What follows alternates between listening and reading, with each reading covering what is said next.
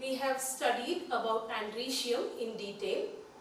In part 2, we will study the structure, or we will study about gynoecium in detail. Okay, I have already mentioned gynoecium is a female reproductive structure of a flower.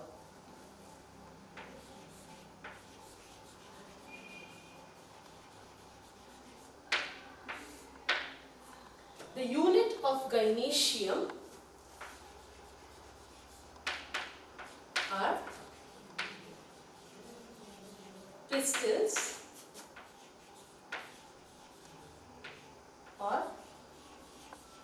carpels. Okay, so the unit of gynoecium is nothing but pistils. We can also call them as carpels. Okay, now if we look into the structure of pistil or carpel, it has 3 parts in it.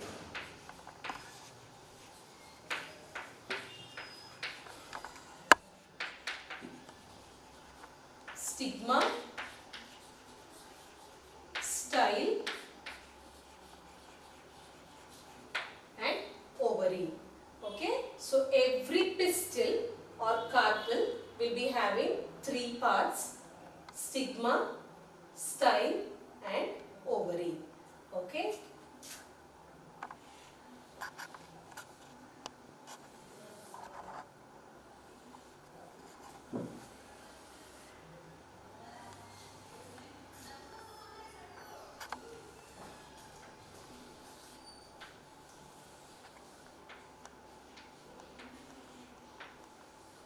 This is the structure of a simple pistil. Okay. So they have 3 parts. The uppermost part is stigma. This long tube that you see here, this is style, and the bulged part of the pistil is known as ovary. Okay, so this is the structure of a simple pistil. Stigma is a place where pollen grains are received. Okay, if you try to recall the structure of anther, how in the anther pollen grains are produced inside every microsporangium. Pollen grains are released from the microsporangium. They come and they sit on the stigma, where the pollen grains are received by the stigma. And if you remember, I have mentioned about germ pore. Those germ pore start producing germ tube. Okay, and the germ tube reaches the ovary. Okay, we will study it in detail when we talk about pollen pistil interaction and pollination. Now, today's class, if you know the structure of this pistil, we can go into detail. We can go in detail with the structure of ovary and the ovules present inside the ovary.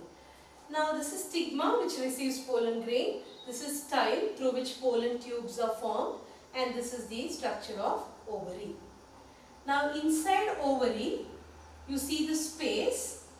Okay, inside ovary you see the space. This is called as ovarian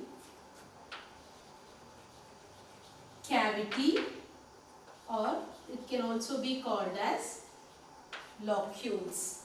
Inside the ovary, if you see the space is known as ovarian cavity or locules. Okay. Inside the ovarian cavity or locules, like a bed,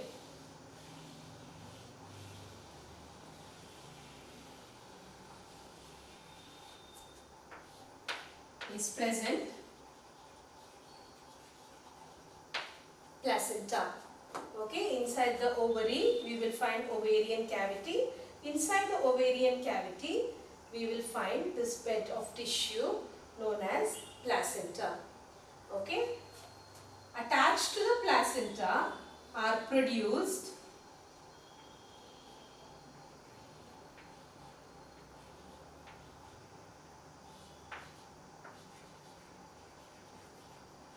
our ovules. Okay, so this is the structure of a pistil. It has stigma, style and ovary. Inside ovary we will find ovarian cavity or locules. Inside the locule we will find a bed of tissue known as placenta. In the placenta we will find these simple structure known as ovules. Okay. Now in our syllabus we have to study the structure of these ovules in detail. Okay. Ovules are also known as megasporangium.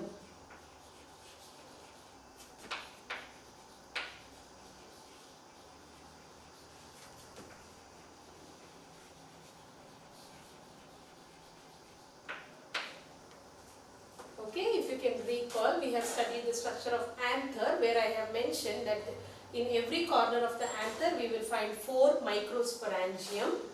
Okay, because we call it as microsporangium because it produced microspores. Okay, whereas we call these ovules as megasporangium because it is going to produce megaspores in the future. Okay, so let's look into the structure of these ovules in detail. This is just a simple structure just to mention that ovules will be present inside the ovary. However, we will draw the structure of these ovules in detail. Okay, now the one thing that you must be knowing is every ovule present inside the ovary is connected to placenta. Okay, and the ovule we will be drawing here is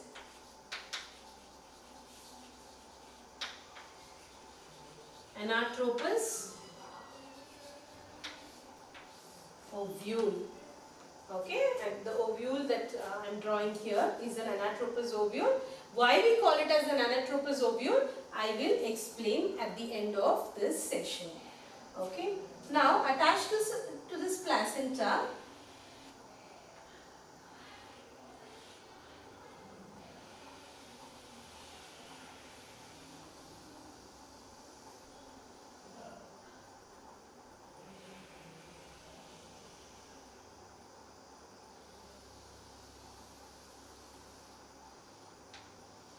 okay, attached to this placenta, there is a small stalk. This stalk is known as funicle. I am drawing the structure of a ovule. Okay, anatropous ovule. Okay, now here there is a small stalk at the basal part known as funicle attached to this placenta. Okay, now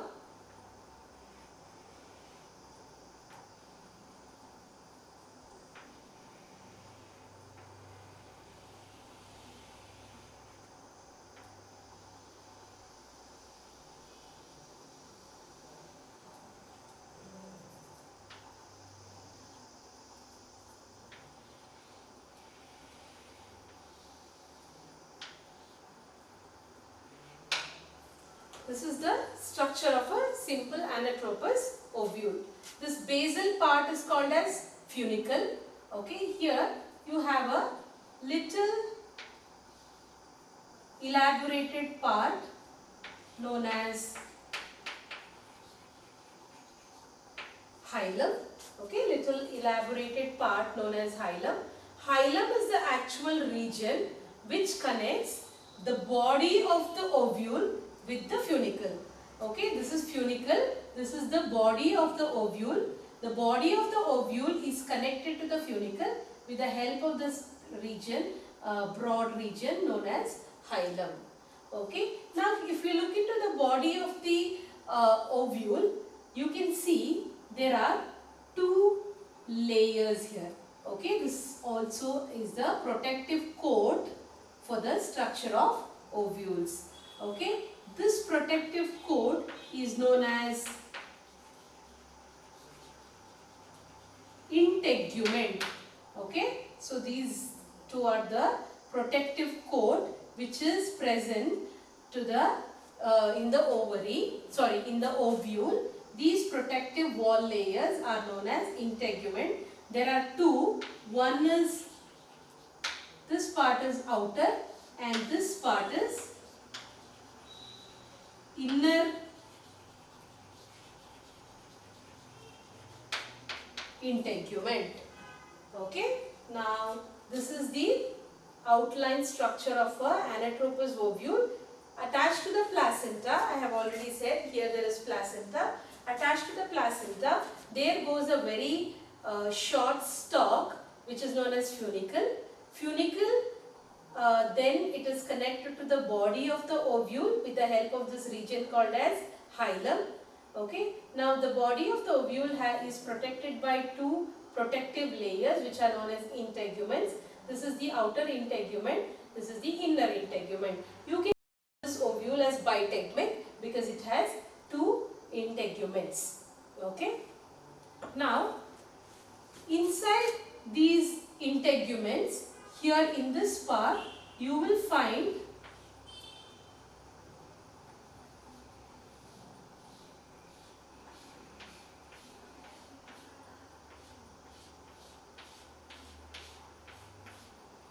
you fast forward ಮಾಡಬಹುದು ನಾನು every ಹಾಕೋದು. Okay, inside these two integuments, outer and inner integument, here you will find a group of tissue. Okay, this group of cells or a kind of specialized tissue, this is represented as nucellus. Okay, they are group of cells or tissue, specialized tissue known as nucellus. Okay, now what is the importance of nucellus? I will explain. Before that, we have to know that integuments are covering the whole ovules, okay, except this region where there is no integument. Okay, there is a small opening in this part, as you can see. This opening of ovule is known as micropyle. Okay, here in this tip you can see that the integuments are not overlapping and this opening is known as micropyle. Okay, because of the presence of micropyle in this part, generally ovule, this side of the ovule is known as micropylar end. Okay, and this side of the ovule is known as chalazal end.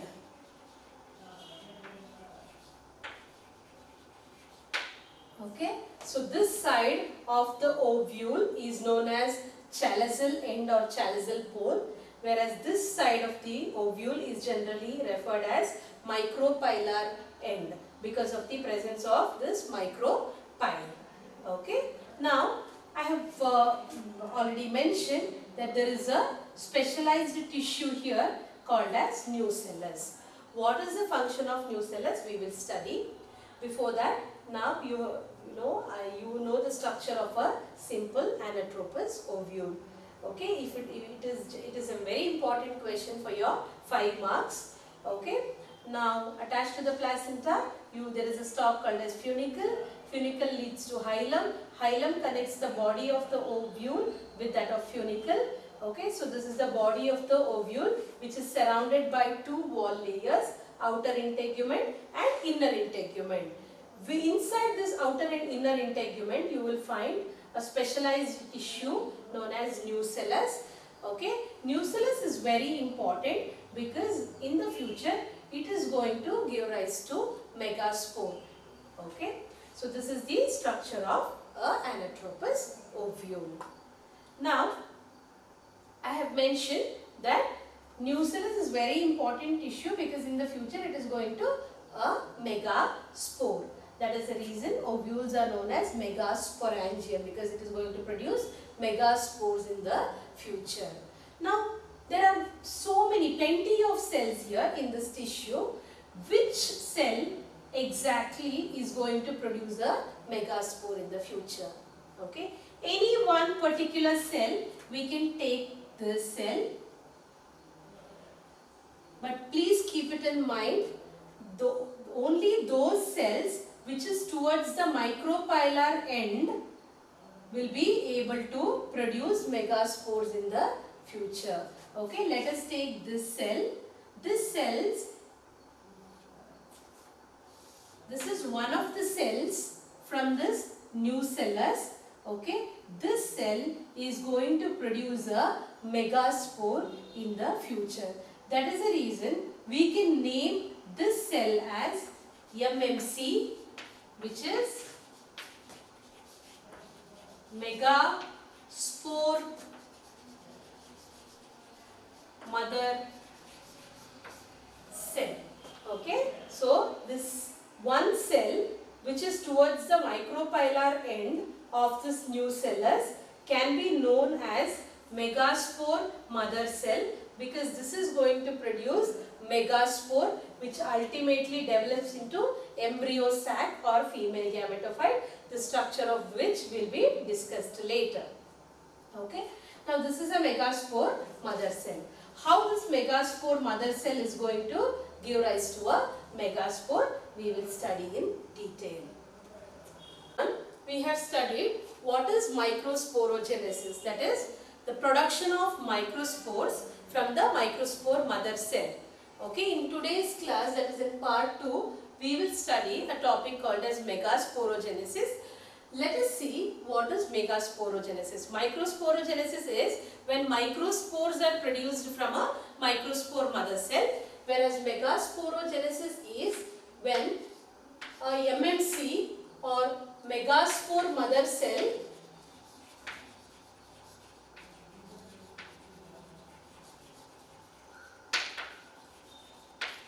produces a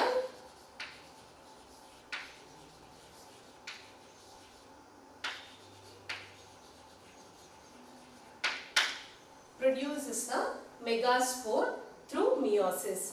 When a megaspore mother cell which produces megaspores through meiosis, this process is called as megasporogenesis.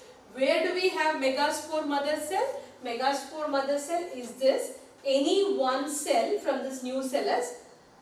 When it is towards the micropylar end, they have the capacity to become a megaspore mother cell. Okay, the difference between megaspore mother cell and the other cells in the nucellus is that megaspore mother cell is little bigger in size. They have dense cytoplasm. Okay, they have lot of reserve food material in it, so that it can give rise to megaspore in the future. Now we will see how megaspore mother cell is, megaspore mother cell develops into a megaspore.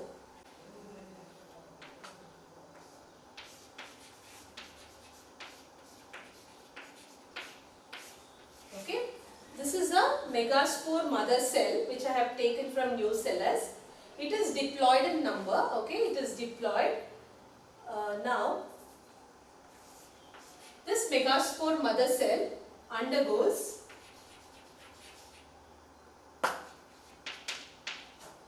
one meiotic division. When the megaspore mother cell undergoes a meiotic division,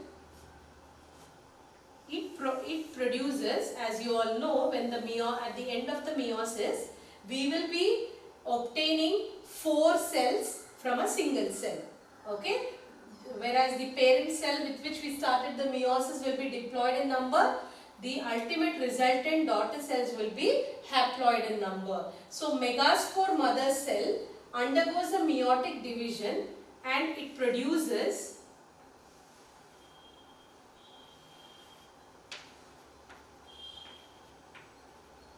4 haploid megaspores.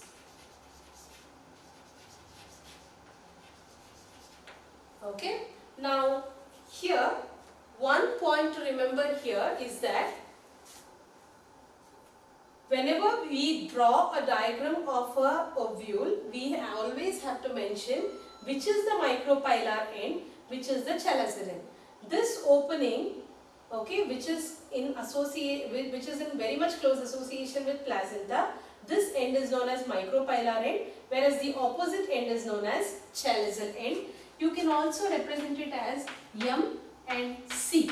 M is micropylar end and C is chalazion end. Okay, I forgot to mention a point why we call it as anatropous ovule. Anatropous ovule is a ovule where micropyle, this part called as micropyle, is very much close to placenta. Okay, when the micropyle is very close to placenta, this type of ovule is known as anatropous ovule. Okay, now I have mentioned micropylar end as M, chaliceal end as C. Here also, since I am taking a megaspore mother cell from the nucellus, here also in this megaspore mother cell also, I will mention the side as M and C. You should be able to understand that when I write M, this represents micropylar end of the ovule. This represents the chaliceal end. Since I cannot draw the whole ovule in every step, I am drawing only those cells which is taking part in megasporogenesis. Okay, so this is the micropylar end, this is the chaliceal end. Here also we can draw the same. Now when the megaspore mother cell undergoes meiotic division, it produces 4 megaspores, okay, which are haploid in number. Okay, you know meiosis is a reduction division, and at the end of the meiotic division we will be getting 4 megaspores, and all the 4 cells are haploid. Okay, now out of these 4 megaspores, 3 megaspores which are towards the chaliceal end, they degenerate. That means they do not take part in any future processes. Okay, these 3 haploid megaspores which are towards the chaliceal end, they get degenerated, and only 1 megaspore which is towards the micropylar end, it survives. Okay, only 1 megaspore survives, that is the megaspore which is present towards the micropylar end, whereas the other 3 which are towards the chaliceal end, all 3 of them, they degenerate. Then what happens to this megaspore which is which survives?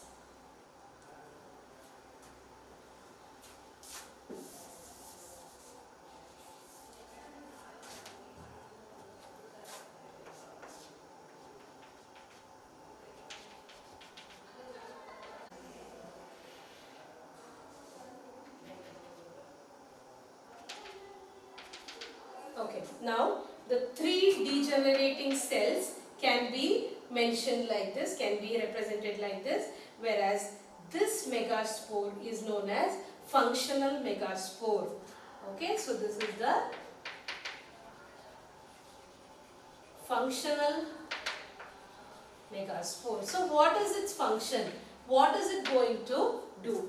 Okay, in the while studying about andrecium, I explained that every microspore develops into a pollen grain.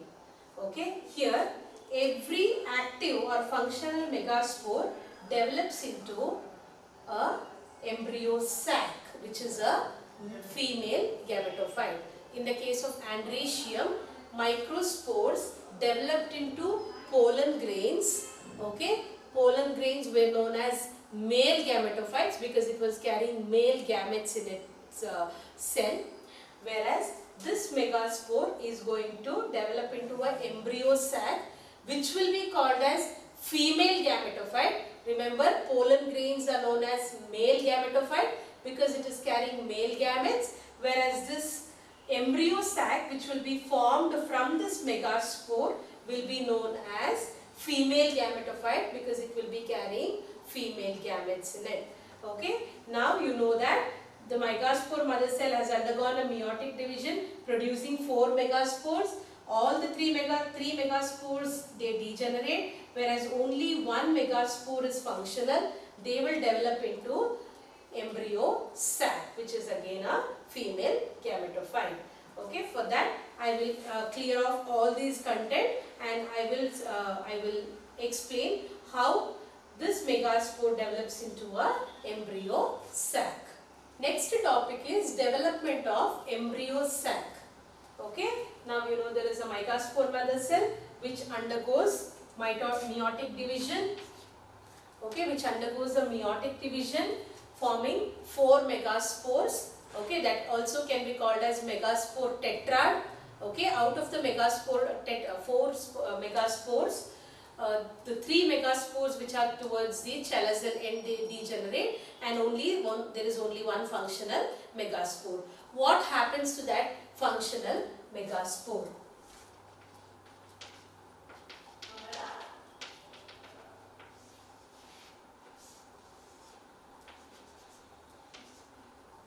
Okay, now this is the megaspore which is actually survived, or which is the functional megaspore. How this functional megaspore develops into a embryo sac. Okay, for that we can leave these 3 megaspores which has degenerated. We can only take this megaspore into picture. Okay, so this is the megaspore which is functional. What happens is, this topic is very interesting. This megaspore which is functional undergoes karyokinesis. Karyokinesis means the division of the nucleus. Okay, cytokinesis means division of cytoplasm or the division of the cell. Okay, here the megaspore undergoes only karyokinesis initially, which is followed by cytokinesis. Okay, what is it? You will understand when I explain it in detail. Okay, now there is a megaspore, functional megaspore. It undergoes karyokinesis, that means nuclear division. The nucleus of the megaspore divides. Okay, initially one nucleus which is present inside a megaspore undergoes a mitotic division, and 2 nucleus are formed. Okay, there is, I have mentioned it as mitotic division. However, initially only karyokinesis, that is division of nucleus, will be happening. At the end of this topic, I will explain how the division of cell or how cytokinesis takes place. Now you must be knowing that the nucleus which is present inside the megaspore undergoes mitotic division. It divides into 2. Okay, then again there is one more mitotic division where these 2 nucleus again undergoes a mitotic division and forms 4 nucleus. Okay, inside one megaspore you have 1 nucleus, and when that one megaspore undergoes nuclear division, 2 nucleus are formed. Okay, this is the 2-celled stage of megaspore. This is the, sorry, not celled, 2 nucleated stage of megaspore. This is 4 nucleated stage of megaspore. Okay, this 4 nucleated megaspore again undergoes a mitotic division, where again there is only karyokinesis. That means there is division of the nucleus.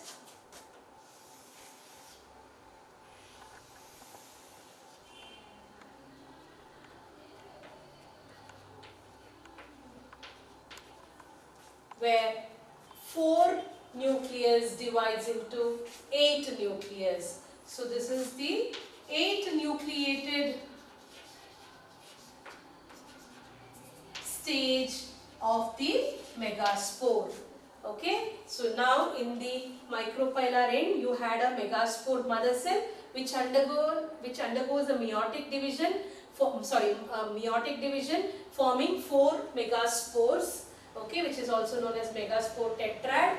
Okay, this condition, out of the 4 megaspores, 3 megaspores degenerate, whereas 1 megaspore is functional. This megaspore undergoes mitotic division, whereas it's only karyokinesis, that means the nucleus of the megaspores divides. Okay, this is the once nucleated stage. It undergoes meiosis forming 2 nucleus, which again undergoes meiosis forming 4 nucleus, which again in turn undergoes mitotic division to form 8 nucleated stage of this megaspore. Now we have a megaspore with 8 nucleus, which is 8 nucleated stage of the megaspore.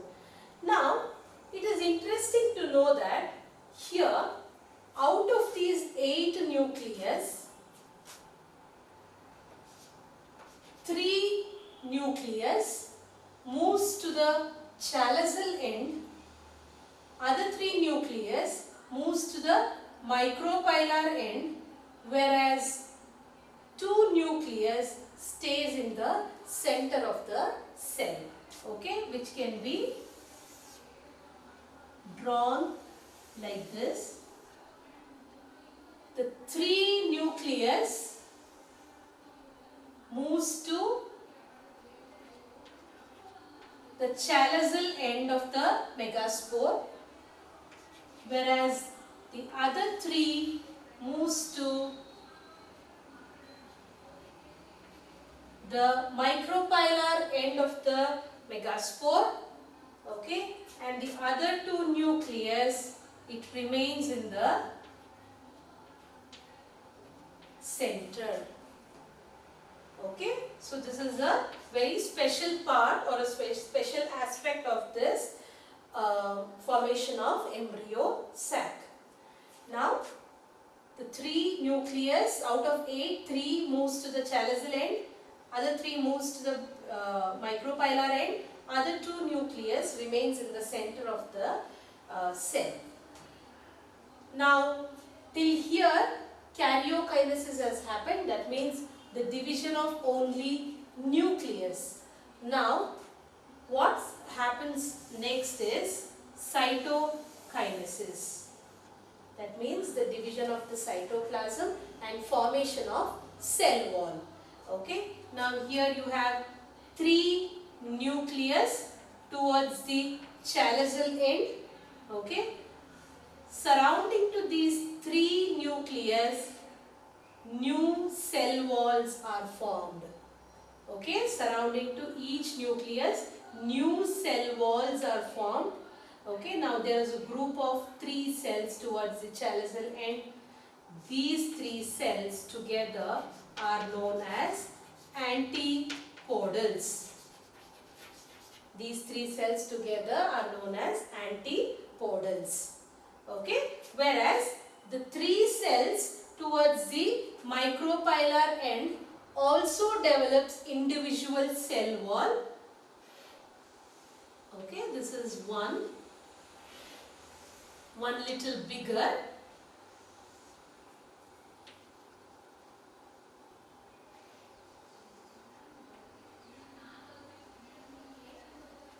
Okay, so here in the chalazal end, all the 3 nucleus, they develop their own cell wall, and those 3 together are known as antipodal. Here you see in the micropylar end, again surrounding to these 3 nucleus, cell walls are formed, 2 little smaller and 1 is little bigger. Okay, these smaller cells, 2 cells, are together known as synergids. Okay, the 2 cells, smaller cells together known as synergids, whereas this larger cell is known as egg, or it can also be called as egg cell because it is carrying egg or the female gamete. Okay. Now what happens to these two nucleus? These two nucleus don't develop separate cell wall surrounding to it. They develop only one cell wall surrounding to it, and this cell is known as central cell, and the two nuclei are known as polar nuclei. Okay, these two nuclei are known as polar nuclei.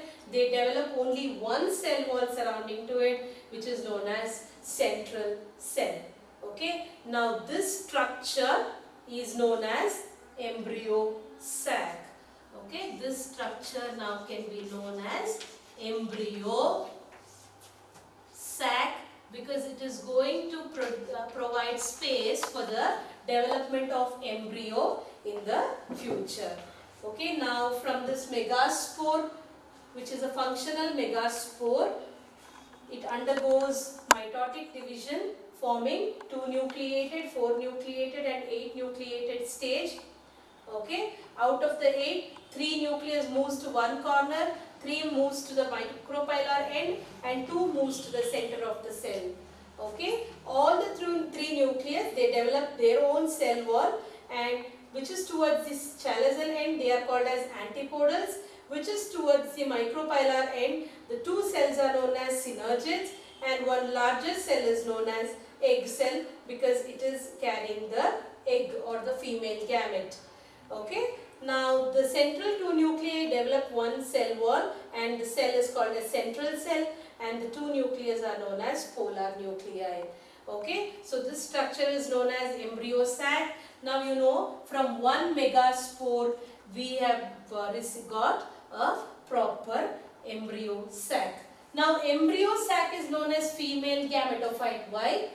When I was explaining the structure of pollen grains, I explained pollen grains are known as male gametophyte because it carries male gametes, whereas embryo sac is known as female gametophyte because it carries egg or female gamete. Since it carries a female gamete, this is known as female gametophyte. The structure, which is embryo sac, is known as female gametophyte because it carries a female gamete in it. Okay. Now, if we have to draw this structure inside a ovule, because this megaspore mother cell, which was present in the micropylar end of the nucellus, okay, inside the nucellus, they ultimately develop into a embryo sac. Okay, this cell, what we have mentioned as megaspore mother cell, they are going to give rise to this embryo sac. Inside the ovule, in the place of megaspore mother cell, I have drawn the structure of a complete embryo sac, which is a female gametophyte. Okay, so a megaspore mother cell which was present here has given rise to embryo sac. Since we are mentioning embryo sac here, there is no need of mentioning megaspore mother cell. Okay, so the megaspore mother cell itself is developing into a embryo sac. Here we have antipodals, here we have 2 synergids and 1 egg, and here we have the central cell. So when anatropous ovule is asked for 5 marks, you can draw this diagram of anatropous ovule. Okay, now here there are few more things which has to be studied. Here, these 3 cells together are known as antipodals. Here I have mentioned these 2 cells are known as synergids, whereas this cell is known as egg cell. Okay, these 2 in combination it can be called as egg apparatus because it carries 1 egg. This structure can be called as egg apparatus. Okay, also here we have 2 synergids. If we look into the synergids very carefully, we will find that in the cell wall of synergids, okay, there is a special kind of thickening. Okay, above the synergid there is a special kind of cell wall thickening which is called as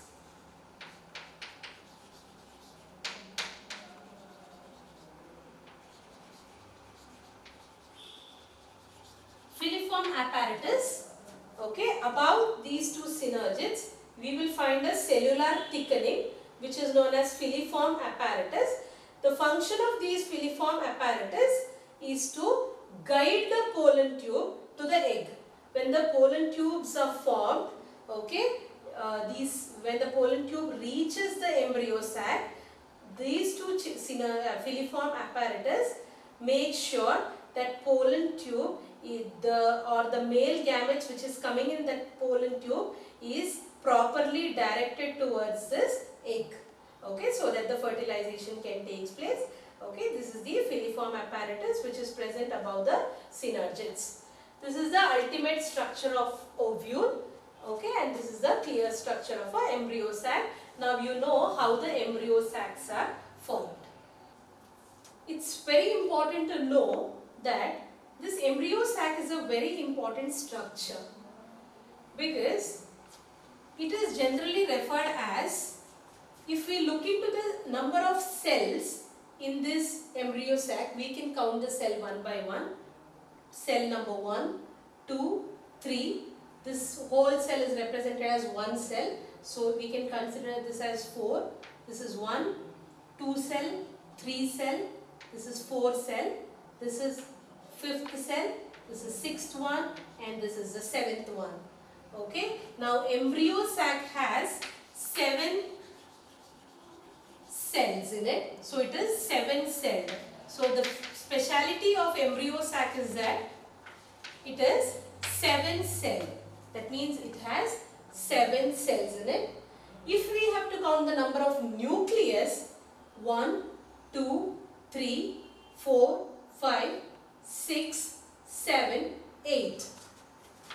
So it is having 8 nucleus, which is also represented as 8 nucleated. So embryo sac, okay, this whole structure, embryo sac or female gametophyte is 7 celled and 8 nucleated. Okay, now you know to count how many cells are present inside the embryo sac and how many nucleus are present inside the embryo sac. The only reason there is one cell lacking is because 2 polar nuclei which is in the center of the cell, they develop only one cell instead of developing 2 cells. That is the reason they are 7 cell and 8 nucleated.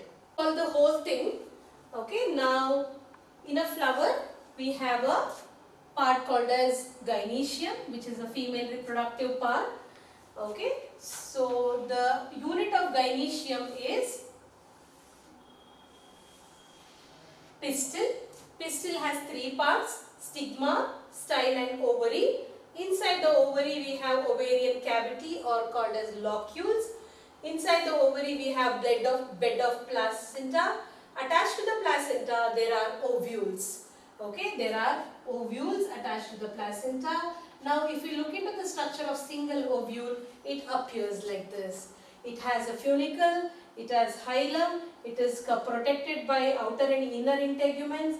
Inside the integument we have group of cells known as nucellus. In nucellus, towards the micropylar end, we have a megaspore mother cell. If we take one single megaspore mother cell, it undergoes meiosis and forms megaspore tetrad, group of 4 megaspores. Out of 4, 3 megaspores they degenerate and 1 functional megaspore they undergoes mitosis, where it is a special type of mitosis because only the nucleus is dividing, the cell is not dividing. When it is the first mitotic division, 2 nucleated stage megaspores are formed. When it undergoes again one more mitosis, 4 nucleated stage is reached, one more mitosis, 8 nucleated stage is reached. Out of 8 nucleus, 3 moves to the chalazial end, 3 moves to the micropylar end, 2 remains in the center. After that comes the cytokinesis, which is development of cell wall. Each nucleus in the chalazial end, they develop their own cell wall and they are together known as antipodals. Each cell towards the micropylar end, again they develop their own cell wall and they are known as two are known as synergids, and one cell carrying the egg is known as egg cell. The two nucleus in the center of the cell, they develop a single cell wall, and they are known as central cell, and the nucleus are known as polar nuclei. If we count the number of the nucleus, they are 8 in number. If we count the number of cells, they are 7 in number.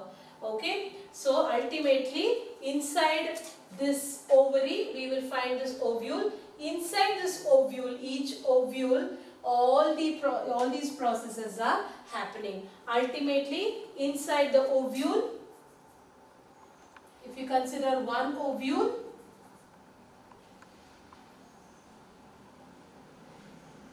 here we have egg, which is a female gamete, and here comes the pollen grain with the male gamete.